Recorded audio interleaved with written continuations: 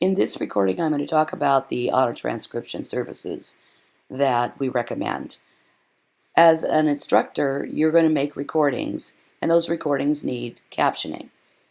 Auto-transcription is a good way to get started on that, and there are three that I recommend.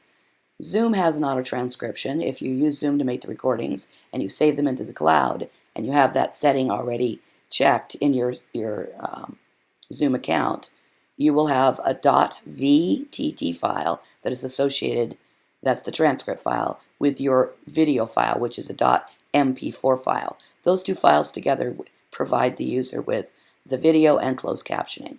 However, as many know, you may need to do some editing of that transcription because not all algorithms of the machine understand all the terms that you might be using in your instruction.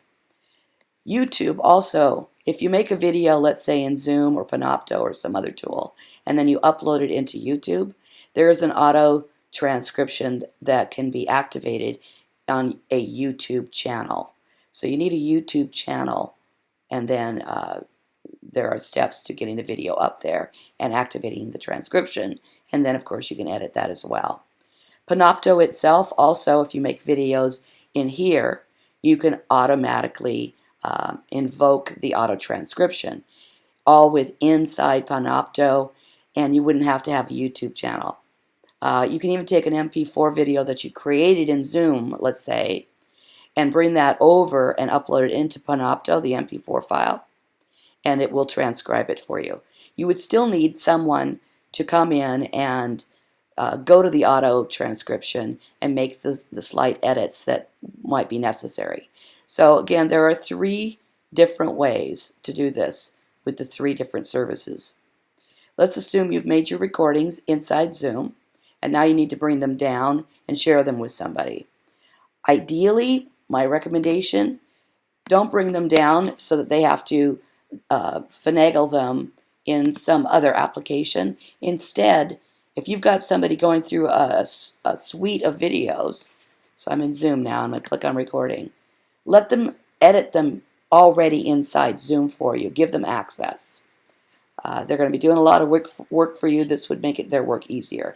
So they would log into your Zoom account, come to recordings, click on one of the recordings where you have it shared and you have a transcription. So again, you need to make sure that transcription option was set before you made the recording so it would produce this. Then that person who had access to this could simply come in, and then they'll find the transcript over here. Good morning, Kat. This is Sarah. I'm going to hit the pause on here. You can see that I am talking, and maybe I want to come in here and correct something.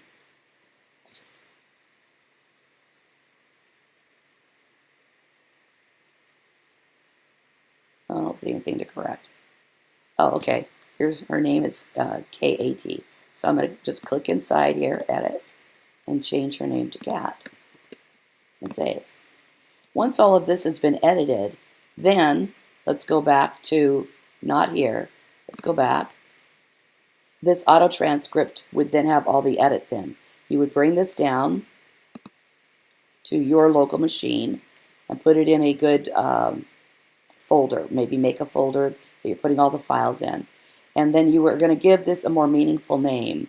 I'm calling this demo advising.vtt. And you save it into that folder. Now you can see I'd already done it. Also bring down the MP4. You don't really need the audio. It's already part of the MP4.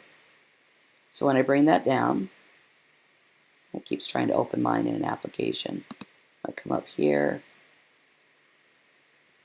and choose, all right, how do I get this to come down? Show all tabs. This was me testing earlier. There we go, there's the drop. I'm going to put that into my video and transcripts folder that I made, and I'm going to give it the same name. Make sure you leave that .mp4. So I think I called it demo advising or something like that. That's important. Hit save, because when you are taking those two files and uploading it into your YouTube channel, you want them to match so you know which files they are, right? You're going to have a whole folder full of different file names, and you don't want to be confused by, well, which one goes with which. Let me find my folder here. Desktop. There we go. So here I have one video with the transcript, another video with the transcript. So if you've got 10, 20 of them, you definitely want meaningful names.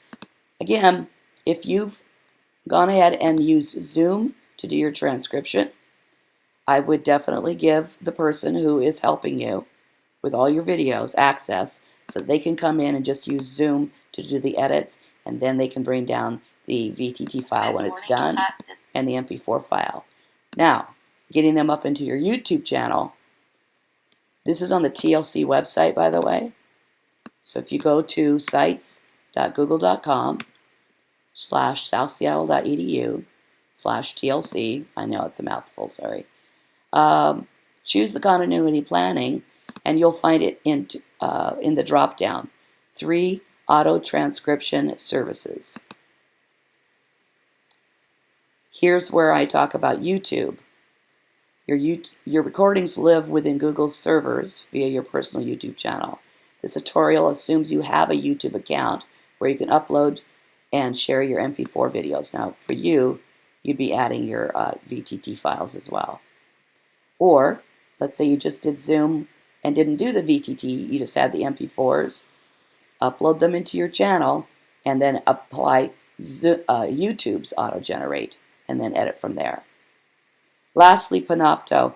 Let's say you made your recordings in Zoom or some other application. That's okay, you can still upload them into Panopto as an MP4 file, but the VTT for Zoom won't work. But in Panopto, I have a recording here that shows you how to apply the auto-transcription. Just like Zoom, though, anybody who's helping you edit your transcription, you're going to have to give them access to your Panopto account. So those are the 3 auto-transcription services that I recommend at this time. Let me just real quickly show you how, if you prefer to just bring down the files and share a Google Drive or a OneDrive account. I'm going to log into my Google Drive because it has unlimited server space. I would choose New Folder, give it a name. Here I already have one. And then once you've named that and made it, choose Share and Advanced. And then change who has access to anyone with the link. Now you can take this link and share it with whomever is going to need to grab your VTT file and your MP4 file. That's if you don't want to let them into your Zoom or your Panopto or anything. They're still going to have to find an application to put those files up and edit them. So it's going to make it harder for them to do it this way, but you definitely can. You just upload your files that you've saved into that shared folder. You can see I'd already done that. Again, you would take that folder's link and share it with somebody that was helping you. That's it. Again, I would recommend somebody doing all that work for me. I'm going to let them into my Zoom account so they can get to all my recordings. Then once they've done all those things, you still need to find a place to put them. Right now, you do have 120 days. You could share this link with your class if they just edit it in here. You can come in here and choose the, let's see, shareable link has been copied to the clipboard. You could share this, and you would know that they would persist for 120 days. And that could be a nice getting started so you didn't worry that, hey, I don't have everything up in YouTube yet, because you know it'll be there. But after 120 days, it's gone. It gets deleted out of the Zoom cloud because they don't provide that long-lasting server space. We're actually using Zoom accounts that come from K through 20 through State Board, and so we're lucky to have Zoom at no cost. So you get what you pay for, right? Anyway, there you go. I hope that helps. Please work with any of our TLC associates if you'd like to get some one-on-one support. Again, go to our TLC website, and you can see there's our team. You can contact them individually in email. You can also go to LOTS, Live Online TLC Support. We're there 9 to 5 over break and all the way up to the start of the quarter. You can see who's in there, and any of these people can help you. I think that Doug and Olga are probably the most comfortable. Jill can certainly help you as well. But thanks for reaching out, and I'm interested in hearing back which path you decided to take. Thank you. Bye-bye.